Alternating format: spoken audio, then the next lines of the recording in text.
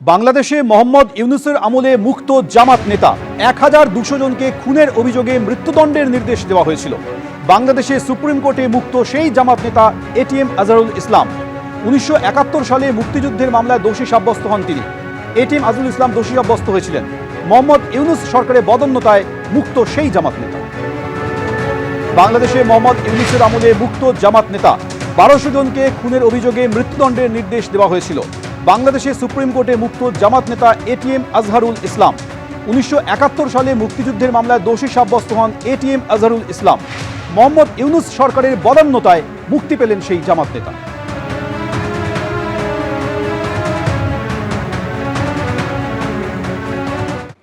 Review পিটিশনের পথ খোলা রেখে ৩০শে মে স্কুলে নিয়োগের বিজ্ঞপ্তি জারি করছে রাজ্য। তাতে নিয়োগ হবে ৪৪,২০৩ জন। নতুন করে পরীক্ষা দিয়ে নিয়োগের ক্ষেত্রে বয়সের ঊর্ধ্বসীমায় ছাড় দেওয়ার ঘোষণা করেছেন মুখ্যমন্ত্রী। Advertisement may be made for the 24,203 such post. তাছাড়াও আরো অ্যাডিশনাল আমরা কিছু ভ্যাকেন্সিস ক্রিয়েট করেছি। নিয়োগ দুর্নীতির জন্য সুপ্রিম কোর্টের নির্দেশে চাকরি গেছে প্রায় ২৬,০০০ শিক্ষক শিক্ষাকর্মীর। আর মঙ্গলবার মুখ্যমন্ত্রী জানিয়ে দিলেন, নতুন করে যে পরীক্ষা হবে তাতে নিয়োগ হবে ৪৪,২০৩ জনের। কোন কোন ক্ষেত্রে কত শূন্য পদ বাড়ানো হয়েছে তাও স্পষ্ট করে জানিয়েছেন মুখ্যমন্ত্রী। ১১,৫১৭ ভ্যাকেন্সিস ফর 9 and 10, এটা অ্যাডিশনাল, এবং ৬,৯১২ ফর 11 and 12, আর ৫৭১ জনের জন্য গ্রুপ সি এবং ১,০০০ গ্রুপ ডির জন্যও করা হচ্ছে। তাহলে total vacancies propose to B filled up ৪৪,২০৩।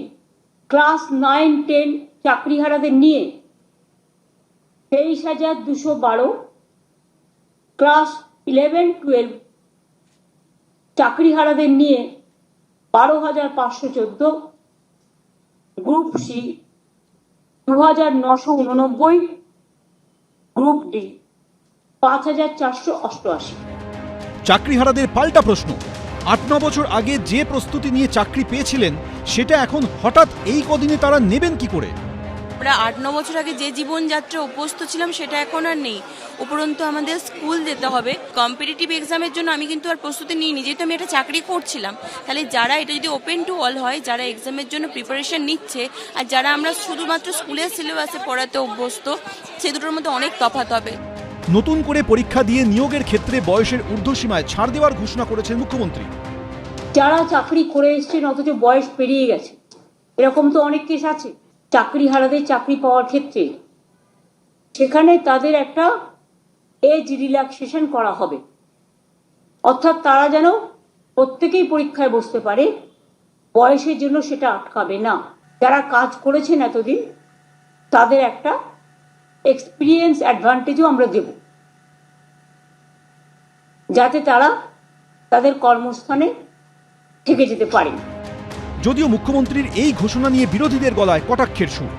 তিনি এসব খুনের কল দেখাচ্ছেন, যেটা প্রশ্ন করাচ্ছে তার উত্তর দিচ্ছেন না। উনি প্রথম থেকে ওএমআর ট্যাম্পারিং, র্যাঙ্ক জাম্পিং, সাদা খাতা, টাকা নিয়ে এবং ওদের দলের নেতাদের আত্মীয় স্বজনকে বাঁচাতে চেয়েছেন, যা অভিজিৎ গাঙ্গুলি মহোদয়ের অর্ডারে 22 সালে মেনে নিলে আজকে এই 26,০০০-এর সর্বনাশ হতো না।